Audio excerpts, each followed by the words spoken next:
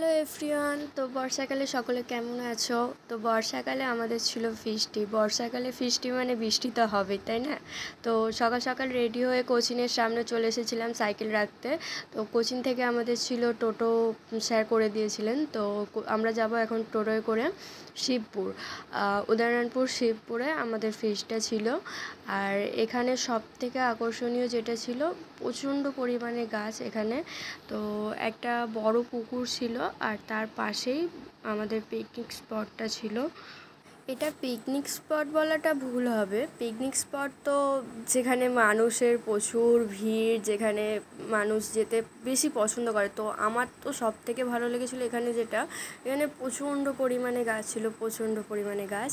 তো গাছের ছাওয়াতেই আমাদের আর প্যান্ডেল করতে হয়নি, যেহেতু এখানে সেরকম বাড়ি বা থাকার জায়গা সেরকম কিছু ছিল না। তো আমাদের প্যান্ডেল করতেই হয়নি। এই যে খুব পরিষ্কার ছিল জায়গাটা, যেহেতু গাছ পাতা তো পড়ে থাকবেই, পাতা গাছের ডাল, তাও জায়গাটা ভীষণ পরিমাণে পরিষ্কার ছিল। তো এখানে দুটো দোলনাও ছিল। তো বাচ্চারা তো এসে এখানে দোলনা ছাড়েইনি, তারপর স্যারকে দেখে সবাই ছেড়ে দিয়েছিল। এটা হচ্ছে আমাদের কোচিংয়ের হেড যিনি, পার্থ স্যার। তো পার্থ স্যারের পাশেই ওটা পার্থ স্যারের ওয়াইফ।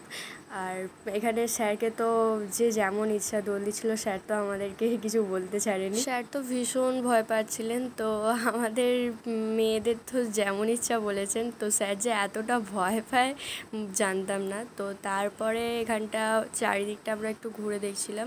সত্যি জায়গাটা অসাধারণ, কারণ জায়গাটা এত পরিমাণে ঠান্ডা ছিল, যে হারে প্রথমে এসে গরম হচ্ছিলো সেটা আমরা আর বুঝতে পারিনি থাকতে থাকতে এখানটা।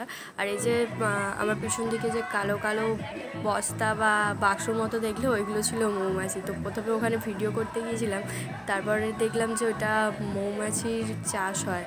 তো ওখান থেকে সোজা বেরিয়ে চলে আসি, আর এখানে এরা ডান্স করছিল। তো এরা যত সম্ভব 7-8-এ পড়ে। তো এরা বিশাল ডান্স করছিল, তো তোমাদের সাথেও একটু শেয়ার করলাম। আর পিকনিক করতে এসেছি, মজার জন্যই এসেছি। তো স্যার কিছু বলেনি, স্যার তো বলছে কন্টিনিউ কর। তো স্যার আর ম্যামকেও মাঝে একবার টেনেছিল এরা।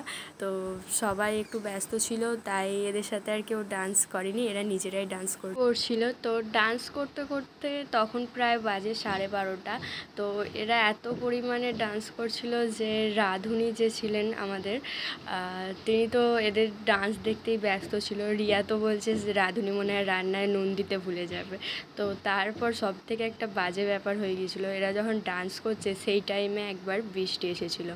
তো এরা তো বক্সটাকে পুরো ঢেকেই দিয়েছিল ডান্সের মাঝে। তো তারপর বৃষ্টি আসলেও হালকা পরিমাণ বৃষ্টি হয়, তারপর খেতে বসে যাই। তো লাঞ্চে ছিল বেগুনি, বাসন্তী পোলাও, চিকেন কষা, আলু কষা, চাটনি, পাঁপড়, রসগোল্লা, পান মশলা। তো খাওয়া তো আমাদের প্রায় হয়েই গেছে, কয়েকজন বাকি ছিল। তারপর দেখলাম হালকা হালকা বৃষ্টি আসছে, তারপর লাস্টে ভীষণ পরিমাণ বৃষ্টি আসে, প্রায় 2 ঘন্টা বৃষ্টি হয়েছিল। আমাদের সব কিছু কমপ্লিট হয়ে গেছিলো 5টার মধ্যে। তো আমরা বাড়ি এসেছিলাম 8টা। তো ভিডিওটা এই পর্যন্তই। ভালো লাগলে শেয়ার করতে, একটা লাইক করে দিও। টাটা।